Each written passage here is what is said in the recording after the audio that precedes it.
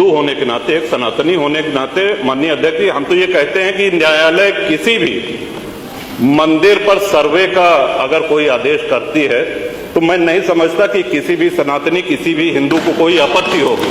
हमने किसी के धर्मस्थल तोड़ के अपने धर्मस्थल नहीं बनाए। करें, जहां करना हो सर्वे करें। हम कभी गुम्मा अद्धा नहीं चलाएंगे, हम पत्थरबाजी, हम न्यायालय के निर्णय का सम्मान करेंगे। न्यायालय ने किसी सर्वे का आदेश दिया तो उस आदेश को पलटने के लिए क्या तरीका है? उससे बड़ी अदालत नहीं जाए कि सड़क पे खड़े होकर के पत्थर प्रशासन के ऊपर और पुलिस के ऊपर चला जाए। इस सदन की कार्रवाई लाइव देखी जाती है, रिकॉर्ड रहता है। माननीय नवाब साहब हमारे बहुत अच्छे मित्र हैं, साथ में मंत्रिमंडल में भी रहे।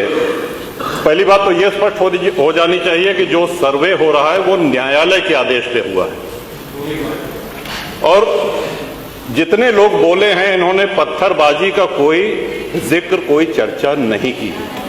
अब हम एक चीज तो ये भी जानना चाहेंगे कि क्या पत्थरबाजी करने से न्यायालय का आदेश बदल जाता है? अगर न्यायालय ने किसी सर्वे का आदेश दिया तो उस आदेश को पलटने के लिए क्या तरीका है? उससे बड़ी अदालत नहीं जाए कि सड़क पे खड़े होकर के पत्थर प्रशासन के ऊपर और पुलिस के ऊपर चला जाए। आज तक कभी प्रशासन का निर्णय, न्यायालय का निर्णय इससे बदला हो तो?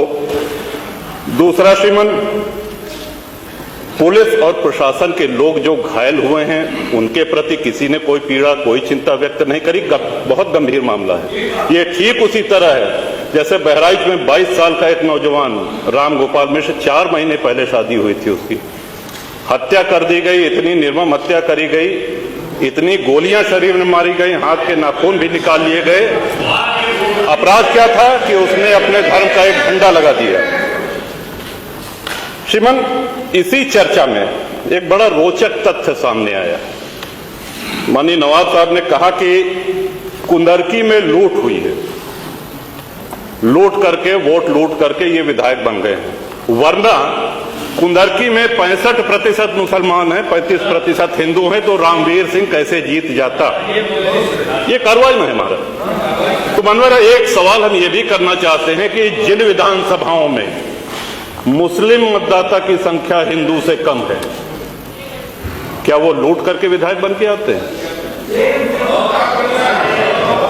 या क्या हिंदू बाहुल्य जो विधानसभाएं हैं वो मुसलमान को वोट नहीं देती? इस हिसाब से तो यही लगता है कि सबसे बड़ा आश्चर्य धरती का यही हो गया कि जब 65% मुस्लिम है तो हिंदू कैसे जीत गया? आज पहला दिन है इन लोगों का सदन में। हमने अनुरोध किया था जो नए सदस्य जीत के आए हैं कम से कम परिचय करा दें, हम लोग भी पहचान लें। हमारा कोई परिचय नहीं है रामवीर जी से, लेकिन वो निर्वाचित सदस्य हो चुके हैं, सदन के सम्मानित सदस्य हैं। उनका इस तरह से अपमान करना, उनको लुटेरा कहना, ये तो आपत्तिजनक है। और सर्वे हम बोल रहे तो आप बोले।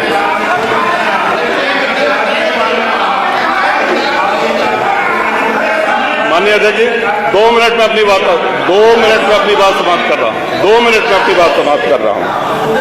हम लोगों ने भी बड़े धैर्य से सुना। तो इस सदन का एक क्राइटेरिया, एक मापदंड क्या ये तय मान लिया जाए कि जहां हिंदू अधिक है वहां हिंदू विधायक को ही जीतना चाहिए, मुस्लिम विधायक सिर्फ वहीं से जीतना चाहिए जहां मुस्लिम की आबादी 50% से अधिक है? अगर ऐसा नहीं हुआ तो ये मान लिया जाए कि वोटों की लूट हो रही है या विधायक लुटेरा बन के वोट को लूट करके जीत करके आया है, बेईमानी से आया है। तो श्रीमान, ये तो इन शब्दों को कार्रवाई से हटाया जाना चाहिए। ये सदन के विधायक का अपमान है। और एक बात और कही गई कि सर्वे शांतिपूर्ण चल रहा था। एक हिंदू होने के नाते, एक सनातनी होने के नाते माननीय अध्यक्ष जी, हम तो ये कहते हैं कि न्यायालय किसी भी मंदिर पर सर्वे का अगर कोई आदेश करती है तो मैं नहीं समझता कि किसी भी सनातनी, किसी भी हिंदू को कोई आपत्ति होगी। हमने किसी के धर्मस्थल तोड़ के अपने धर्मस्थल नहीं बनाए। करें, जहां करना हो सर्वे करें। हम कभी गुम्मा अद्धा नहीं चलाएंगे, हम पत्थरबाजी, हम न्यायालय के निर्णय का सम्मान करेंगे। तो शासन का काम, प्रशासन का काम तो न्यायालय के निर्णय को लागू कराना होता है।